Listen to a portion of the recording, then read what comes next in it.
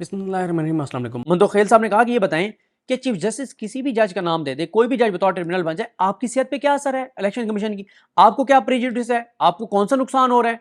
तो सिकंदर मोहम्मद साहब ने कहा कि देखें जी, वो गुड फेथ की बात की, इंटेंशन की बात की और फलां फलां और ये वो सारा कुछ। अकील अब्बासी साहब ने कहा कि मैं चीफ जस्टिस था, मुझे लेटर आया, मैंने जजेस को नामजद किया। पंजाब में ये मसला क्यों हुआ है? क्या माजी में कभी ऐसे हुए?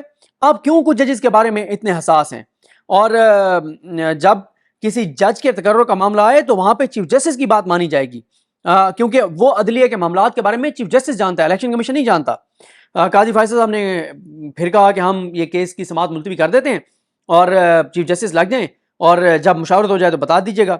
तब तक ये है कि ट्रिब्यूनल काम करते रहें लेकिन फाइनल ऑर्डर ना करें। असल काजी साहब के जहन में वही था जो नून लीग के जहन में, कि कोई उड़ ना जाए, क्योंकि किसी के पास फॉर्म 45 नहीं है, अदालत इलेक्शन कमीशन रिकॉर्ड में टेम्परिंग है, बहुत तबाही और बर्बादी है। डर सिर्फ यही है कि कोई जज, आज़ाद जज उड़ा ना दे ट्रिब्यूनल में बैठे हुए मरियम नवाज को और पूरी पंजाब हुकूमत गिर जाएगी।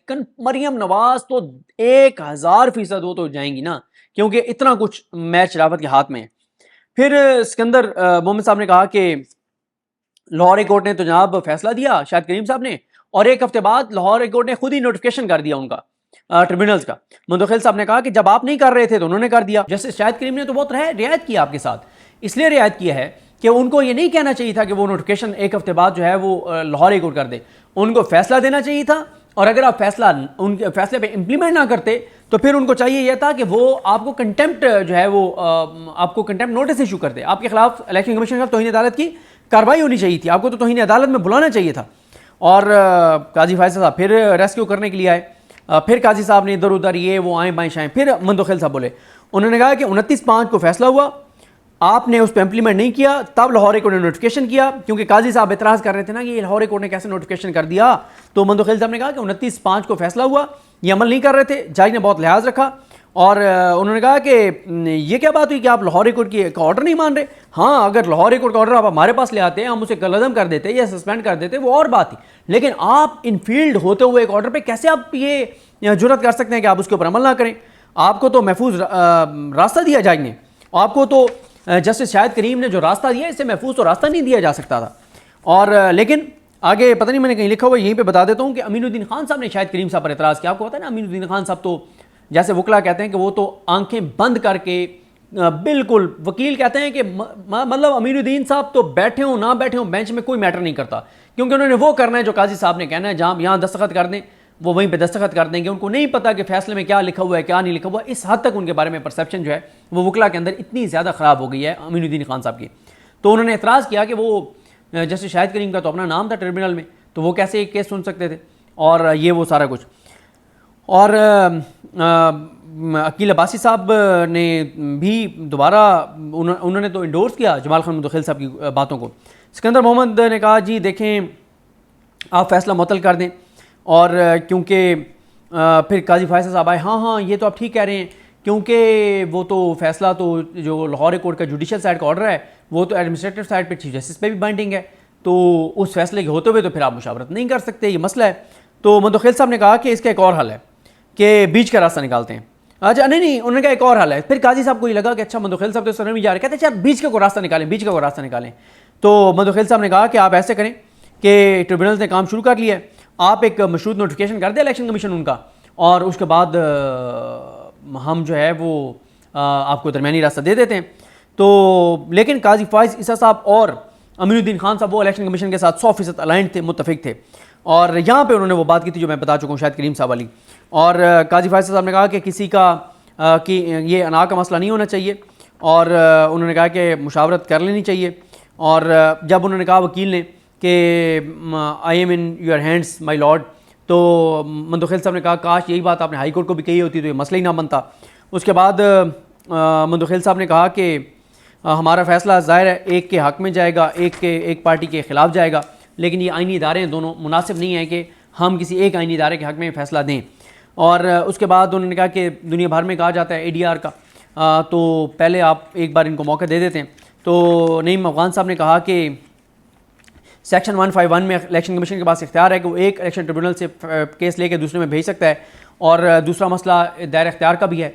तो आप दोनों चीज़ों को एड्रेस कीजिएगा, यानी जजेस कौन कौन से होंगे और उन जजेस के पास एरियाज़ और इलाके और حلقے کون کون سے ہوں گے، تاکہ پھر یہ مسئلہ دوبارہ ہمارے پاس نہ آئے۔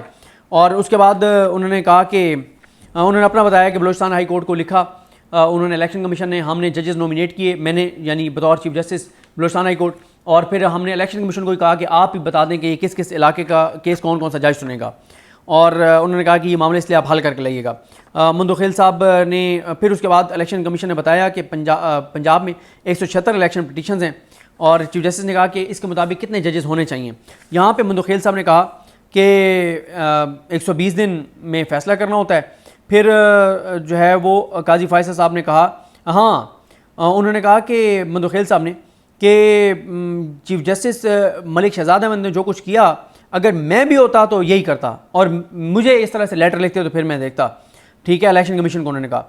تو ایک موقع پہ انہوں نے کہا جسٹس عقیل عباسی صاحب نے، انہوں نے کہا کہ یہ الیکشن کمیشن جو ہے وہ چیف جسٹس سے بات کر رہا تھا یا سیکشن آفیسر سے بات کر رہا تھا، یہ کوئی طریقہ ہے بات کرنے کا جس طرح سے لیٹر لکھے گئے اور ساری چیزیں ہوئیں۔ اچھا، اس کے بعد انہوں نے اینڈ میں جب آرڈر لکھوایا جا رہا تھا، اس وقت میں کمرہ عدالت میں نہیں تھا، تو میں ابھی ٹویٹ دیکھ رہا تھا ان کا، مریم نواز خان صاحبہ کا، انہوں نے کہا کہ justice Aqeel Abbasi election commission پر ٹریبیونلز کے معاملے میں کافی برہم دکھائی دیے۔ حکم نامہ لکھواتے وقت چیف جسٹس قاضی فائصل کی جانب سے حکم نامہ لکھواتے وقت انہوں نے سخت لہجے میں الیکشن کمیشن کے وکیل کو مخاطب کر کے کہا کہ آپ چن چن کر لاہور ہائی کورٹ کے خطوط اور نوٹیفکیشن معطل کروا رہے ہیں، اپنے بھی بتائیں۔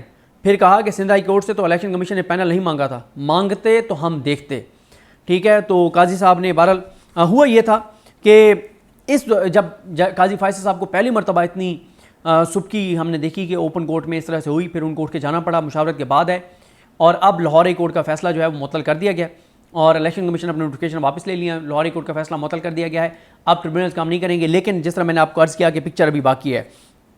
پکچر کیوں باقی ہے؟ پکچر اس لیے باقی ہے کہ اب یہ معاملہ چلا گیا جسٹس عالیہ نیلم صاحبہ کے پاس۔ اچھا، گو کہ جسٹس عالیہ نیلم صاحبہ کی جو تقرری ہے اس کے اوپر بھی بہت سے سوالات اٹھ رہے ہیں، بہت سے اعتراضات اٹھ رہے ہیں، اور یہ بھی کہا جا رہا ہے کہ کیوں جسٹس عالیہ نیلم کو چیف جسٹس بنانے کے بعد قاضی فائز عیسیٰ نے یہ کیس لگایا ہے اور معاملہ عالیہ نیلم صاحبہ کے پاس بھیجا ہے۔ اور پکچر اس لیے باقی ہے کہ اب عالیہ نیلم صاحبہ کے پاس یہ معاملہ جائے گا۔ عالیہ نیلم صاحبہ جن کی تقرری پہ بہت سوالات اٹھ رہے ہیں کہ 2 سینئر ججز جسٹس شجاعت علی خان اور جسٹس علی باقر نجفی کو اگنور کر کے ان کو chief justice Lahore high court بنایا گیا ہے۔ 18ویں ترمیم کے بعد پہلی مرتبہ ہوا ہے کہ کسی جونیئر جج کو جو ہے وہ سینئرز کو بائی پاس کر کے اور چیف جسٹس لگایا گیا ہے۔ اب یہ اپنے کنڈکٹ سے بتائیں گی کہ کیا معاملہ اور ماجرا ہے، کیونکہ شجاعت علی خان صاحب کے حوالے سے جو چیزیں آ رہی ہیں ان کی کلیریفیکیشن ضرور آنی چاہیے، کیونکہ قاضی فائز عیسیٰ صاحب نے ایک تو جو ناک میں دم کر کے رکھا ہوا تھا، ثاقب نثار صاحب، کھوسہ صاحب، گلزار صاحب، امرتا بندیال صاحب، ہر جج کے چیف جسٹس کی ناک میں دم کر کے رکھا ہوا تھا، سینیارٹی، اور کہتے تھے میں سینیارٹی پہ صدقے واری اور قربان جاؤں، میں تو سینیارٹی کے ادھر ادھر نہیں جاؤں گا۔ اب خود سینیارٹی کو انہوں نے وائلیٹ کیا، کیوں کیا؟ آپ اگر کہہ رہے ہیں کہ شجاعت علی خان صاحب کے کچھ فیصلے جو ہیں وہ قابل اعتراض تھے، تو وہ کون سے فیصلے تھے؟ آپ سوموٹو لے کے ان فیصلوں کے اوپر پھر کوئی کریں نا، آپ بتائیں کون سے فیصلے تھے، کیونکہ الزامات اور انکشافات اور دعوے تو یہاں تک کچھ لوگ کر رہے ہیں کہ شجاعت علی خان صاحب کا ایک فیصلہ تھا قرآن مجید میں تحریف کے حوالے سے، ان کا ایک فیصلہ تھا، اور اس پہ بھی الزام لگ رہا ہے کہ اس کے اوپر بھی قاضی صاحب کو اعتراض تھا۔ کیا یہ وہی کیس تھا؟ یہ شجاعت صاحب کا فیصلہ تھا جس کے اوپر قاضی صاحب نے ایک متنازع فیصلہ دیا، جس کے بعد پورے پاکستان میں بڑی مذہبی طبقے نے ریئیکٹ کیا، اور پھر قاضی صاحب نے خود کہہ کر یا پتہ نہیں کس طرح سے ہوا پنجاب حکومت سے ریویو داخل کروایا، اور ریویو ایسے ٹھکا ٹھک فٹافٹ لگایا قاضی صاحب نے کہ ایسا لگتا ہے کہ اس سے عام کیس ہی کوئی نہیں تھا، اور پھر بیٹھ کے صفائیاں دیں۔ پھر ایک جج صاحب نے وہاں بیٹھ کے کلمہ پڑھا اور کلمہ شہادت پڑھا، اور نبی کریم صلی اللہ علیہ وسلم کی کہ آخری نبی ہونے کی گواہی دی، اور قرآنی آیات باقی ججز بھی پڑھتے رہے، اور ایک جج صاحب نے اونچی آواز میں کلمہ شہادت پڑھ کے اور گواہی دی کہ ہم تینوں جج، میں قاضی فائز عیسیٰ اور پتہ نہیں تیسرے جج کون بیٹھے تھے، ہم تینوں مسلمان ہیں اور نبی کریم صلی اللہ علیہ وسلم کی کو آخری نبی مانتے ہیں۔ تو کیا وہ فیصلہ جس پہ سپریم کورٹ نے فیصلہ کیا تھا وہ شجاعت صاحب کا تھا، کون سا تھا، یہ بھی دیکھنا ہوگا، کیونکہ یہ بات سامنے آنی چاہیے کہ کون سے ایسے ان کے فیصلے ہیں کہ آپ نے ان فیصلوں کی بنیاد پہ کہا کہ ہم ان کو جو ہے وہ نہیں لا سکتے۔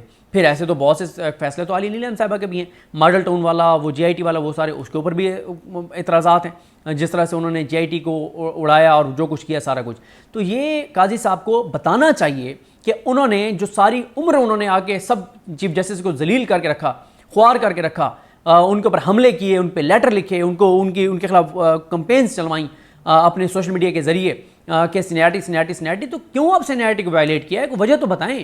اور میرا خیال ہے کہ شجاعت صاحب اور علی باقر نجفی صاحب کو سپریم کورٹ آنا چاہیے، مطلب چیلنج کرنا چاہیے اس معاملے کو، لیکن ایک ان کو ڈر یہ بھی ہوگا کہ قاضی صاحب جو ہیں وہ سپریم جوڈیشل کونسل میں بھی خود بیٹھے ہیں، جوڈیشل کمیشن میں بھی اس وقت اکثریت انہوں نے لی ہوئی ہے. تو اس طرح سے پھر چیزیں ہوتی ہیں جو کہ بہت خطرناک ہیں, اور اسی لیے یہ تو اب ایک روایت انہوں نے بنا دی ہے. کل کو اگر عامر فاروق صاحب اوپر آتے ہیں اور نون لیگ کہتی ہے قاضی صاحب کے ہوتے ہوئے تو خیر وہ اب آ نہیں سکتے, لیکن کوئی پتہ نہیں ہے کہ کل کو قاضی صاحب کسی اور جج سے ریزائن کروا دیں تو پھر یہ ہوگا کہ اگر عامر فاروق صاحب اوپر آتے ہیں سپریم کورٹ میں تو پھر محسن اختر کیانی صاحب کے بجائے میاں گلستان اورنگزیب صاحب یا کسی بھی جونیئر جج کو جو ہے وہ چیف جسٹس بنایا جا سکتا ہے. یہ ایک روایت قائم کر دی گئی ہے. تو لیکن جس طرح میں نے عرض کیا کہ شجاعت علی خان صاحب جو ہیں ان کے جو فیصلے قابل اعتراض ہیں قاضی صاحب کے نزدیک, جو فیصلے بتایا جاتا ہے کہ یہ لے کے آئے ہوئے تھے اس میں جوڈیشل کمیشن کے اجلاس میں, ان کو بتائیں. اور پھر علی باقر نجفی صاحب کے ایک فیصلے پہ تو یہ بہت اعتراض کرتے ہیں, اور وہ فیصلہ ہے جناب کہ انہوں نے آروز کو جو ہے وہ سسپینڈ کر دیا تھا جو بیوروکریسی تھے. اچھا, اس میں انہوں نے قاضی صاحب نے نوٹس کیا تھا عمیر نیازی کو, کنٹمپٹ کا نوٹس کیا تھا. کیوں نہیں لگا رہے آپ وہ کیس؟ یہ تو کیس 8 فروری سے بہت پہلے کا ہے, آپ کیوں نہیں لگاتے؟ کیونکہ اس میں انہوں نے تگڑا جواب جمایا کرائے ہوئے عمیر نیازی نے. باقی علی باقر نجفی صاحب کے بہت سے فیصلوں پر اور کیسز پہ اعتراض ہو سکتا ہے, لیکن یہ تو آج ثابت ہوا ہے کہ علی باقر نجفی کا فیصلہ بالکل درست تھا کہ یہ جو کرپٹ آروز ہیں نون لیگ کے لگائے ہوئے, ان کے ذریعے آپ الیکشن کروائیں گے تو تباہی اور بربادی ہو جائے گی 8 فروری کو, اور تباہی اور بربادی ہو گئی ہے. آج پاکستان جو دلدل میں جا رہا ہے, جو پاکستان پستی میں جا رہا ہے, جو تنزلی میں جا رہا ہے, جو تباہی میں جا رہا ہے, جو بربادی میں جا رہا ہے, جو مایوسی میں جا رہا ہے, جو اندھیرا ہے, ہر دوسرا پاکستانی پاکستان چھوڑ کے جانا چاہتا ہے. لاکھوں کروڑوں لوگ بے روزگار ہو گئے ہیں, لوڈ شیڈنگ ہے, مہنگائی ہے, ٹیکسز ہیں, تباہی ہے, بربادی ہے. سب کچھ کیوں ہوا ہے؟ 8 فروری ہے اس کی وجہ.